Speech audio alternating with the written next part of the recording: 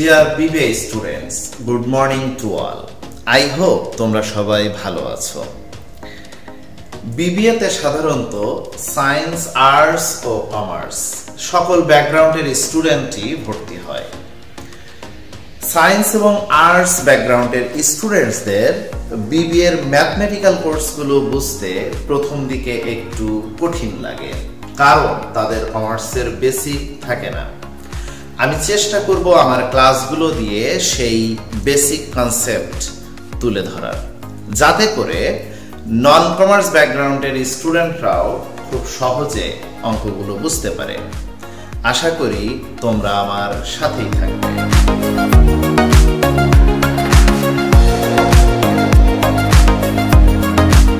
প্রিয় স্টুডেন্টস, গত ক্লাসে আমরা একটি প্রতিষ্ঠানের 4টি এন্টিটি সম্পর্কে আলোচনায় শেষ করেছিলাম। অ্যাসেটস, এক্সপেন্স, ইনকাম এবং লায়াবিলিটিস। এই 4টি এন্টিটি অবশ্যই একজন ম্যানেজারকে জানতে হবে। একটি প্রতিষ্ঠানের কত সম্পদ আছে, একটি প্রতিষ্ঠানের খরচের পরিমাণ কত, একটি প্রতিষ্ঠানের কত ইনকাম হয় এবং একটি প্রতিষ্ঠানের দায় কত, এটি জেনেই তুমি ভালো ম্যানেজার হিসেবে কাজ করতে পারবে। এটি না জানলে তুমি কখনোই একজন ভালো ম্যানেজার হতে পারবে না। সো এই 4টি জিনিস আমাদের খুব ভালোভাবে আয়ত্তে থাকতে হবে। আমরা প্রথমে শিখব অ্যাসেটস, অর্থাৎ সম্পদ কি। এটি আমরা সম্পদের যদি সংজ্ঞা দিতে চাই তাহলে খুব সহজে বলতে পারি যা ব্যবহার করে প্রতিষ্ঠান দীর্ঘদিন সুবিধা লাভ করে। অর্থাৎ যে জিনিসটি ইউজ করে একটি প্রতিষ্ঠান বেনিফিটেড হয় সেটাকে বলা হচ্ছে সম্পদ। এই সম্পদকে অনেকভাবে ভাগ করা যায়। আমি প্রধানত এটিকে 4 ভাগে ভাগ করেছি। একটি হলো কারেন্ট অ্যাসেট, অর্থাৎ চলতি সম্পদ। তার মধ্যে আছে ক্যাশ, সকল receivables, supplies, all prepaid expense, merchandise inventory. আরেকটি অ্যাসেট হলো ফিক্সড অ্যাসেট বা স্থায়ী সম্পদ। এর মধ্যে আছে ল্যান্ড, ফার্নিচার, কার, বিল্ডিং। এছাড়া আরেকটি হলো লং টার্ম অ্যাসেট, দীর্ঘমেয়াদী সম্পদ। এর মধ্যে আছে ইনভেস্টমেন্ট। আরেকটা আছে ইনট্যানজিবল অ্যাসেট বা অস্পর্শনীয় সম্পদ। এর মধ্যে আছে গুডউইল, প্যাটেন্ট। এছাড়া আরো কিছু সম্পদ আছে, সেগুলো আমাদের জন্য লেস ইম্পর্টেন্ট। যখন প্রয়োজন হবে আমরা আলোচনা করব। আমরা এখন প্রত্যেকটি সম্পদের ব্যাখ্যা করব। প্রথমে আমরা কারেন্ট অ্যাসেটের ব্যাখ্যা করব। কারেন্ট অ্যাসেট মানে চলতি সম্পদ। চলতি মানে কি? চলমান, যেটি এখন চলছে এটি হলো চলতি। এখন যেটা চলছে সেটাই হলো চলতি। তাহলে এর সংজ্ঞায় আমরা বলতে পারি যে সম্পদ ব্যবহার করে এখন সুবিধা পাচ্ছি সেটা হলো চলতি সম্পদ। এখন মানে হলো 1 বছরের মধ্যে সুবিধা পাবো, সেটাকে বলা হয় চলতি সম্পদ। যেহেতু একটি প্রতিষ্ঠান তার ফিনান্সিয়াল স্টেটমেন্ট দেয় 1 বছরের, অর্থাৎ তার হিসাব কিতাব করা হয় 1 বছরের জন্য, ওই 1 বছরের মধ্যে যদি সুবিধা পায় তাহলে সেটাকে বলা হয় চলতি সম্পদ। এই চলতি সম্পদের মধ্যে আছে cash in hand or bank. যদি আমাদের হাতে কিছু নগদ টাকা থাকে বা ব্যাংকে কিছু নগদ টাকা থাকে সেটাকে বলা হচ্ছে চলতি সম্পদ। কিন্তু ব্যাংকে যদি 5 বছরের জন্য ইনভেস্ট করে রাখা হয় ওইটা চলতি সম্পদ নয়। চলতি সম্পদ হলো কারেন্ট অ্যাকাউন্টে রাখা কিছু টাকা, যে টাকা আমি যখন ইচ্ছা তুলতে পারবো।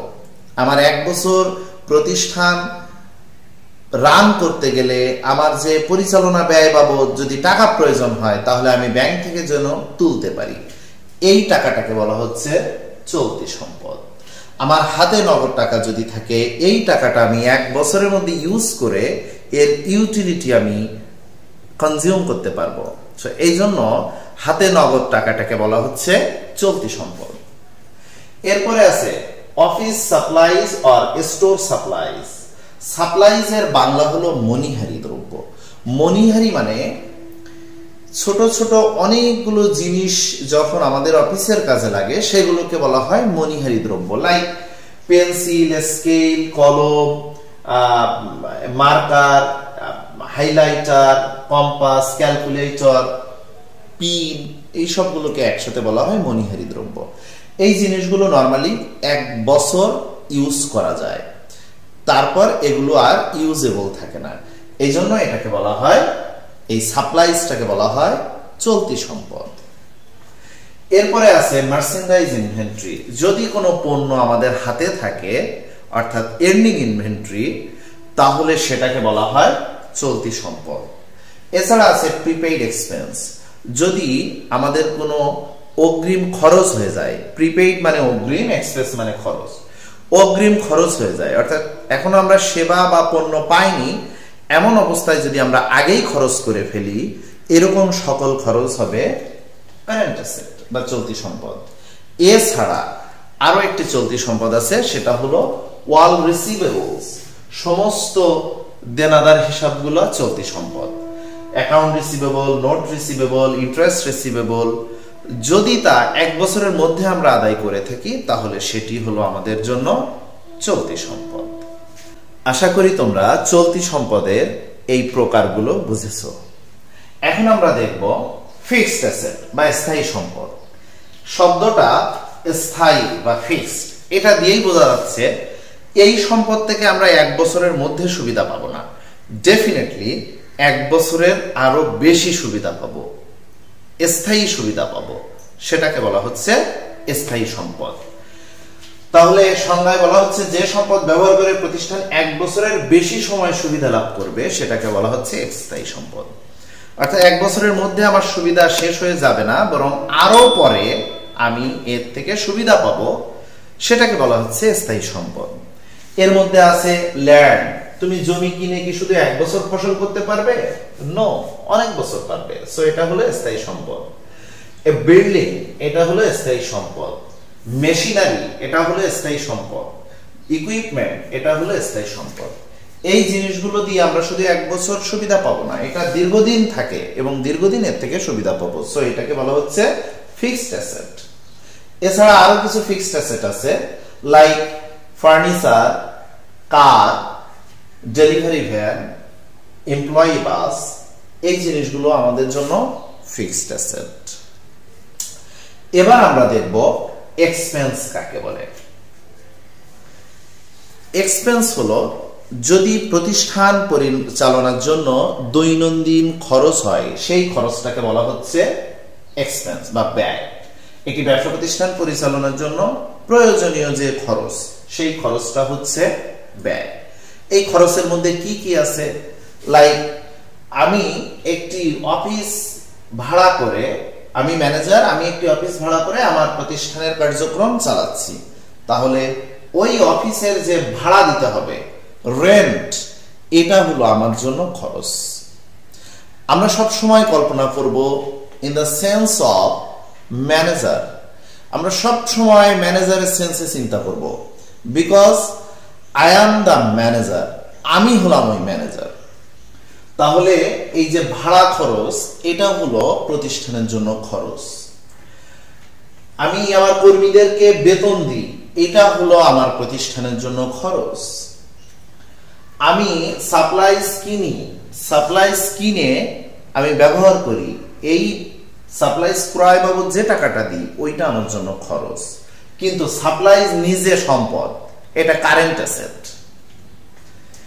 এরপরে ইউটিলিটি এক্সপেন্স, পানি, বিদ্যুৎ এবং গ্যাস, এই তিনটাকে মূলত বলা হয় উপযোগ খরচ বা ইউটিলিটি এক্সপেন্স।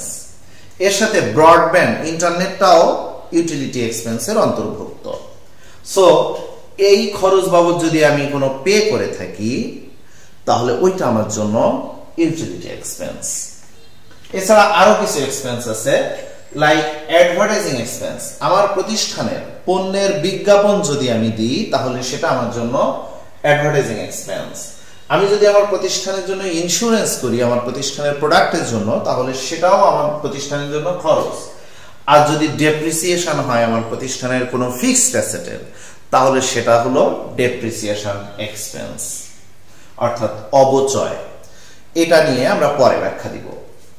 এছাড়া যদি প্রতিষ্ঠানের কোনো পণ্যের রিপেয়ার করা লাগে সেটাও আমার প্রতিষ্ঠানের জন্য খরচ।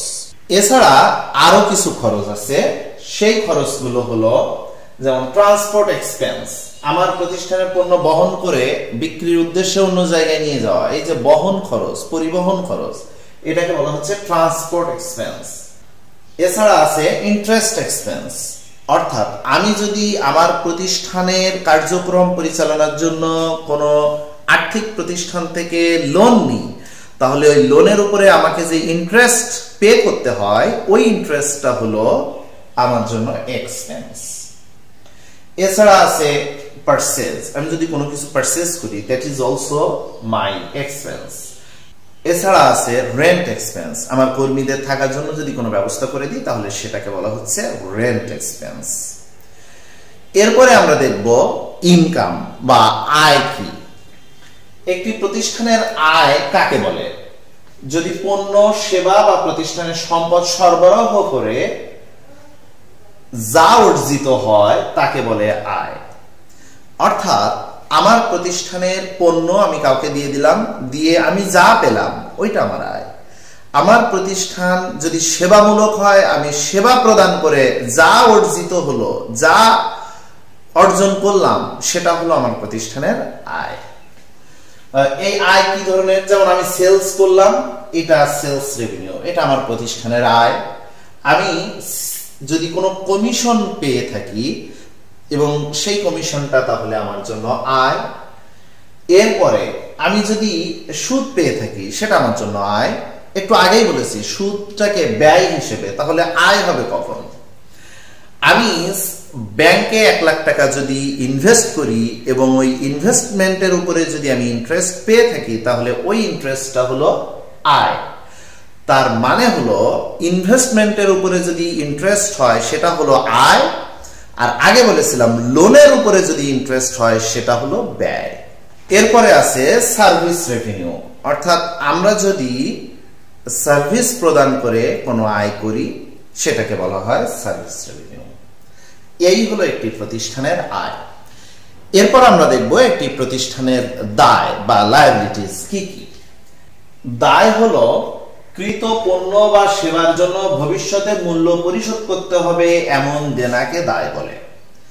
অর্থাৎ আমি কোনো পণ্য বা সেবা কিনলাম,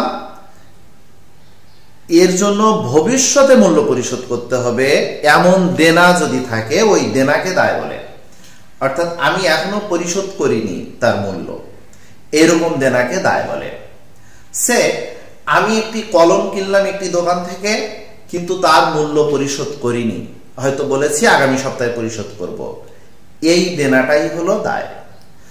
সো দায় কিরকম হতে পারে? যেমন ক্যাপিটাল একটি লায়াবিলিটি, কারণ ক্যাপিটাল আমি ম্যানেজার হিসেবে কোথায় পাই? মালিকের কাছ থেকে। তাহলে মালিকের কাছ থেকে ক্যাপিটাল নিয়ে ব্যবসা হচ্ছে, আমার এই ক্যাপিটালটা আবার তাকে ফেরত দিয়ে দিতে হবে।